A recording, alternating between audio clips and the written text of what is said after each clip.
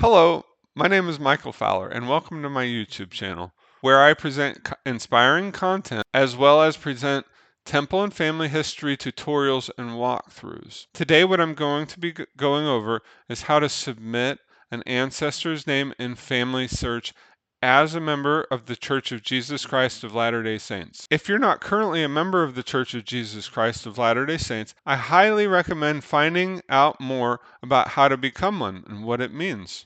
I'll place a link in the description on how to get in touch with a representative of the Church of Jesus Christ of Latter-day Saints or a missionary. I'll also be going over church policy on requesting temple ordinances for your ancestors and different types of requests. So come along and enjoy the fun. So here we have one of my ancestors from the Netherlands, Suetje Jacobs. So here I have her front and center, and I'm in family search right here. So as you see here, you have an ordinance tab over here. If you don't see this ordinance tab, there may be a reason for that. Let me show you how to manage that. So you'll go up to your profile up here to the top right, and you'll go to settings. Here I am in my settings under my account tab, and so I'm going to scroll all the way down, and you see there's this tab that says show temple options. I can hide the temple menu, including ordinance information. So if you have this turned off, like this is right now, what you'll notice is when you go to your family tree, there won't be any ordinance information. Typically it's right here, and if you go to the individual, there's no tab over here. There's no ordinances tab. Now watch what happens when I toggle this on, and I'm going to refresh. And now you see that there's an ordinances tab here. I'm going to click on my Ordinances tab, and it gives me information about the ordinances. You can also see that now there's a little temple icon in a couple of these. If there's no temple icon and this is turned on, then that means their ordinance work has already been done. So here I'm back with my ancestor Suetje, I think that's how to pronounce it, Suetje Jacobs.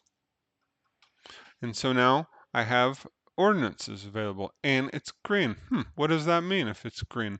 The last ancestor that I showed, it wasn't green, it was blue. So here I'm going to go to the Ordinance tab, and I'm going to click on Legend. It's going to pull up a side window here. And so here's a closer look at the legend here. So the solid green box means that you can request this family name. Now, if you see that and you request it, you have 2 years to complete that. If you see one that's a green in the top right hand, you see a little clock. That means someone else has reserved it and they've shared it with the temple. If you reserve that one and you take it to the temple, you have 120 days. You have 4 months to complete that ordinance. If you see a blue box like we saw before, that means it's in progress. Someone's reserved it and they've either not printed it or they're printed it and they're working on it. If you see a yellow box, that means that there's more information needed. Maybe they need a birth date, a death date, a birth country, something like that. And if you see a gray box, that's what everyone's shooting for. We want to get all our ancestors to have gray boxes so it's all performed. And that's the goal. So say I want to request her information. She's available. I have a solid green box. So I'm going to push request and it's going to give me a pop-up. The boxes symbolize different ordinances. You can hover over each box to see which ordinance it is. The B is baptism. The C is confirmation. The I is initiatory. The E is endowment. The SP means sealing to parents. And the SS means sealing to spouse. So if I only wanted to do the baptism and confirmation, I would uncheck all of these other boxes. And I would request. When I push request, you're going to see a pop-up explaining the rules.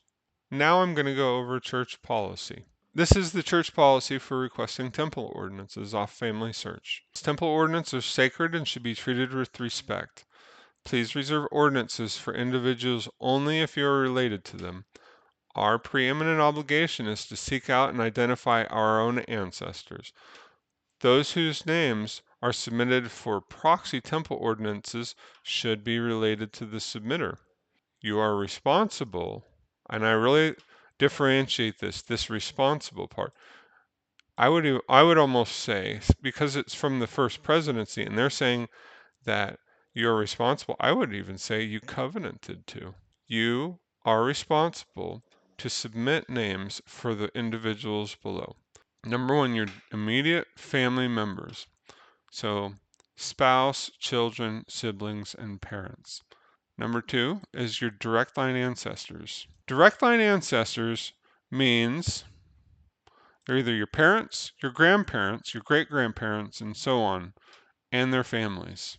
What does that look like? Well, let me show you a tree. Let me show you what that looks like. So here I am in my family tree here, and I'm in landscape mode. So if you go down to the drop down, you can see there's a fan chart. Click on the fan chart. And this is what pops up with my fan chart. This is my fan chart of my family. Let's see, we'll change this. We'll zoom in a little bit, and let me change it to just 5 generations so I can zoom in a little more here. So we've got my fan chart here. And so it shows line number 2, direct line ancestors. And so let's go back to my fan chart. So here's my fan chart. Here's my parents. And then here's my parents' parents. But honestly, the view I like is this. Once I start branching this tree out, well, I like to put it into 7 generations. And I like to click this one right down here, the ordinances. So now it shows who I am responsible for submitting names for right here. All these people, I'm responsible for it. And on the left here, I have another legend. So the green ones, it says that you can do it. The white ones, they're completed. So this is this is a 7 generation fan chart that I have. And so now it says you can also submit names for the individuals below. It says biological or adoptive and foster family lines connected to your family. Collateral family lines, and they define collateral as uncles, aunts, cousins, and their families. Descendants of your ancestors, and then your own descendants. Now, number 5 is kind of interesting because it kind of gets into some gray area. Possible ancestors, meaning individuals who you have a probable family relationship that cannot be verified, but the records are inadequate, such as those who have the same last name and reside in the same area as your known ancestors. So I've actually used this. I've went to a Find a Grave website, and I've entered a last name, and I've chosen a graveyard, and I've found ancestors that have the same last name and were buried in the same place. And I go to Family Search, and I can't quite link them to my tree just because there's no records to link them, but I get a feeling that they are because of where they're buried, where they lived, and what their last name is. And if they have the same last name, at some point in time, they're at least a cousin. At the end of the day, you have to use your own inspiration. Okay, so here we are back to Swetche Jacobs. I've read the church policy, I'm familiar with it, and so I can click accept. I get a pop-up, says top right, the ordinances were successfully reserved. And now you can see I have her baptism reserved. And it says, and now I have a blue box. Remember what the blue box is? It means it's in progress.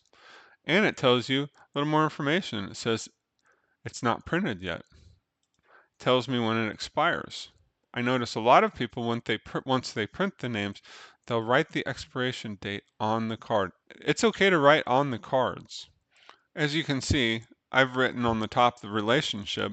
Just don't write over this part. This is what they use to record it. In the event you did write over this, or it's somewhere, there's a number down here that it represents that they can key in by hand. It's just not as convenient for them at the temple. And that's the policy on reserving your ancestors' names and submitting them to the temple. On my next video, I'll show you how to share them with the temple. Say you have 500 names and you run into them and you have them all and you just don't know what to do with them because you can't do all of the work. I'll show you how to manage that. Thanks for watching.